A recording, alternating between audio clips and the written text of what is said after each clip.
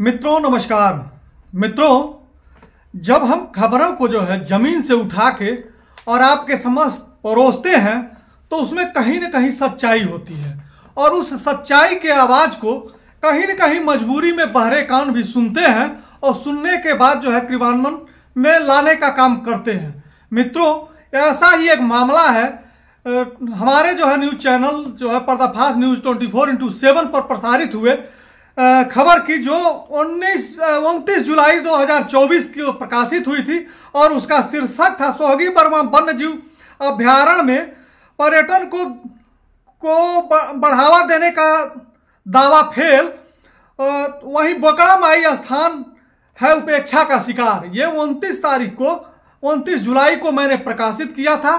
तो वहीं जो है 1 अगस्त को मैंने चक्रवात से हजारों पेड़ जो गिर गए थे वन विभाग में और वो बोकड़ा माई को जाने वाली रास्ते पर जो है गिरे हुए थे अस्त व्यस्त, जिसका जो है वन विभाग संज्ञान नहीं लिया था और उस रास्ते को जीर्ण शीर्ण हालत में छोड़ दिया था। वहाँ जो है बोकड़ा माई स्थान पर कार्य कर रहने वाले जो संत हैं वो संत त्यागी जी महाराज के द्वारा जो है कुछ रास्ते को साफ कराने का कार्य कराया गया था, लेकिन वन विभाग अपनी जिम्मेदारी से मुकर गया था। इस खबर की प्रकाशन के बाद पुनः जो है जब जनपद में 6/11/2024 और 7/11/2024 को सोहगी बर्मा वन्यजीव प्रभाग महाराजगंज के अंतर्गत वन्यजीव क्षेत्र एवं कराए जा रहे कार्यों के निरीक्षण किया गया। यानी ये निरीक्षण करने के लिए जो है ये एक पत्र है मेरे पास। आपको इस पत्र का पहले जानकारी दे दें। यह पत्र मेरे पास जो है एक टिप्पणी है जो एक AP सिन्हा जो है अपर प्रधान मुख्य वन संरक्षक, वर्तमान में जो है प्रभारी मुख्य वन संरक्षक वन्यजीव पूर्वी गोंडा का ये पत्र है, जिसका पत्रांक है 700/24-1 गोंडा दिनांक नवंबर 8 2024। ये पत्र मेरे हाथ में है और इस पत्र के माध्यम से टिप्पणी की गई है और इस टिप्पणी में लिखा गया उसे मैं पहले आपको पढ़ के सुना दूं। ये टिप्पणी जो है श्री अशोक प्रसाद सिन्हा मुख्य वन संरक्षक वन्यजीव पूर्वी गोंडा के द्वारा दिनांक 6/11/2024 एवं 7/11/2024 को सोहगी बर्मा वन्यजीव प्रभाग के अंतर्गत वन्यजीव क्षेत्र एवं कराए जा रहे कार्यों के निरीक्षण टिप्पणी है। मित्रों, इसमें लिखा है हस्ताक्षरी द्वारा दिनांक 6/11/2024 से 7/11/2024 तक सोहगी बर्मा वन्यजीव प्रभाग महाराजगंज के अंतर्गत वन्यजीव क्षेत्र एवं कराए जा रहे कार्यों का निरीक्षण किया गया। निरीक्षण आख्यान निम्नानुसार है। परिस्थितिकी पर्यटन सत्र 2024-25 सोहगी बर्मा वन्यजीव अभ्यारण्य के अंतर्गत दक्षिणी चौक रेंज के प्रवेश द्वार पर माननीय राज्य मंत्री ग्रामीण विकास विभाग एवं समग्र ग्राम विकास ग्रामीण अभियंत्रण विभाग उत्तर प्रदेश सरकार द्वारा इको पर्यटन सत्र 2024-25 के शुभारंभ कार्यक्रम में प्रतिभाग किया गया। तत्पश्चात माननीय मंत्री जी के द्वारा उत्तर प्रदेश वन निगम की खुली जीप में सवार होकर जंगल सफारी करते हुए प्रसिद्ध बौद्ध स्थल रामग्राम में आयोजित वृक्षारोपण कार्यक्रम में शरीक हुआ। इस अवसर पर माननीय मंत्री जी द्वारा एक पेड़ मां के नाम जन अभियान के अंतर्गत एक वृक्ष पीपल का रोपण किया गया। इस शुभ अवसर पर अन्य गणमान्य जनप्रतिनिधियों एवं जिला स्तरीय अधिकारियों द्वारा भी वृक्षारोपण कार्यक्रम में प्रतिभाग किया गया। कार्यक्रम अत्यंत सफल रहा। माने इको टूरिज्म का जो शुभारंभ का कार्यक्रम था वह सफल माना गया है। वहीं जो है दूसरा जो इसमें पॉइंट दिया है वन मार्ग, पकड़ी रेंज के आरक्षित वन्यजीव क्षेत्र के अंतर्गत वन मार्ग से होते हुए बोकड़ा देवी मंदिर के आसपास के क्षेत्रों का निरीक्षण किया गया। बोकड़ा देवी मंदिर के चारों तरफ प्लास्टिक का कचरा काफी मात्रा में यत्र बिखरा हुआ मिला। वन्यजीव क्षेत्र होने के कारण ऐसे सुरक्षित क्षेत्र में प्लास्टिक का कचरा होना सर्वथा निषेध है। क्षेत्रीय वन अधिकारी को निर्देशित किया गया कि धार्मिक स्थल के आसपास के कचरे को आपसी सहयोग से साफ कराएं तथा स्थल विशेष पर बोर्ड लगाकर स्वच्छता बरकरार रखने हेतु जन आह्वान करें। मतलब बोकड़ा माई स्थान पे जाने वाली जो गंदगी है उस पर ध्यान दिया गया है और प्लास्टिक को साफ कराने की बात कही गई है। तो वहीं वन मार्ग की स्थिति अच्छी नहीं है। मैंने यह खबर चलाई थी 29 जो है तारीख को, और इस 29 जुलाई की खबर का में मैंने यही बताया था कि वहां जाने के लिए सुगम रास्ते नहीं है। इसमें जो है वन मार्गों की स्थिति अच्छी नहीं है, जगह जगह वृक्ष गिरे हुए हैं, रास्ता अत्यंत सकरा एवं जीर्ण शीर्ण की स्थिति में है, जगह जगह बने पुलिया भी क्षतिग्रस्त स्थिति में है। रास्ता ठीक न होने से भ्रमण के दौरान गाड़ियों के बम्पर में मामूली नुकसान भी हुआ है। प्रभागीय वनाधिकारी को निर्देशित किया गया कि वन मार्गों का IWDH व अन्य योजनाओं से प्राप्त धनराशि से ठीक कराएं। वन्य जीव अभ्यारण्य क्षेत्र में परिवर्तन कार्यों के सुचारू रूप से संपादन करने हेतु मौजूदा वन मार्गों को संचालन योग्य बनाया जाए। यह कार्य माह नवंबर में पूर्ण कर लिया जाए। यदि उपलब्ध बजट पर्याप्त नहीं है तो विशेष प्रोजेक्ट तैयार कर इसकी मांग यथाशीघ्र कर ली जाए। मैंने जिस रास्ते की को जो है मैंने दर्शित किया था कि जिसमें तमाम सारे पेड़ गिरे थे, आने जाने के लिए जो है रास्ता नहीं था, हमने भी जो है बोकड़ा माई स्थान जाने के लिए नाव का प्रयोग किया था। और ऐसी चीज का जो है संज्ञानता जो है इस पत्र में लिया गया है और इस पत्र के माध्यम से उसे सुदृढ़ कराने की बात कही गई है। तो वही जो है जगपुर चौकी में पकड़ी रेंज के बाह्य सीमा पर स्थित जगपुर चौकी का निरीक्षण किया गया।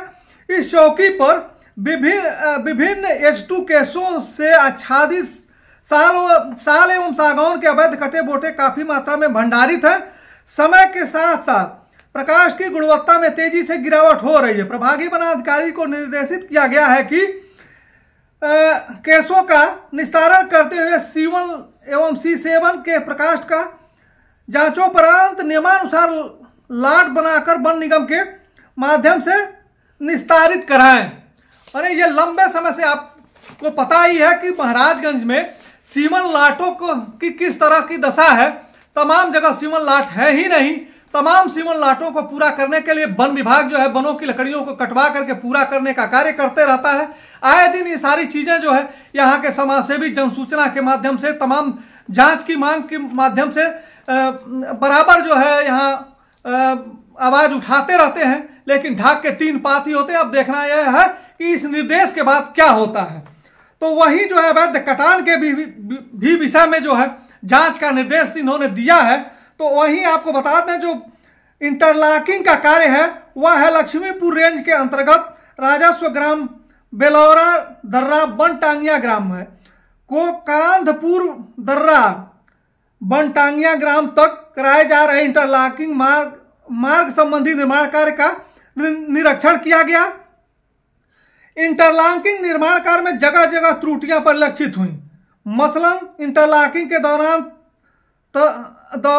इंटरलॉकिंग के दोनों तरफ ईंट की चिनाई का कार्य मानक के अनुसार नहीं पाया गया। दो ईंटों के बीच में सीमेंट मिक्स भी भरपूर मात्रा में पड़ा हुआ नहीं मिला, जिसके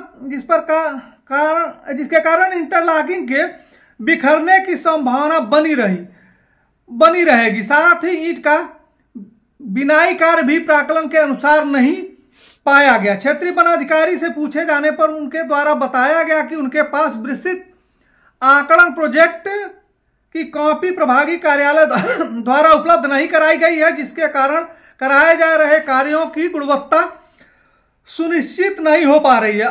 अन्य रेंज में भी क्षेत्रीय वनाधिकारियों द्वारा प्रोजेक्ट उपलब्ध न कराए जाने की बात की पुष्टि की गई है। यह स्थिति अच्छी नहीं है। प्रभागीय वनाधिकारी को निर्देशित किया गया है कि विस्तृत आकलन एवं प्रोजेक्ट की कॉपी संबंधित रेंजों में उपलब्ध न कराए जाने हेतु संबंधित शाखा इंचार्ज की जिम्मेदारी तय करते हुए उनके विरुद्ध नियमानुसार अनुशासनात्मक कार्रवाई सुनिश्चित करें।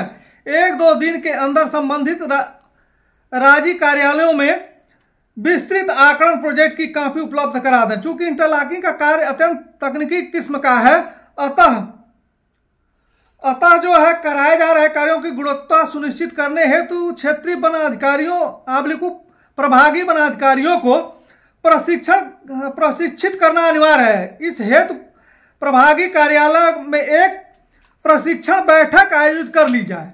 कृपया इंटरलॉकिंग मार्ग में निर्माण हेतु प्राविधित समस्त कार्यों को प्राकलन के अनुसार लोक निर्माण विभाग की विस्तृत प्रविष्टियों से कराया जाना सुनिश्चित किया जाए।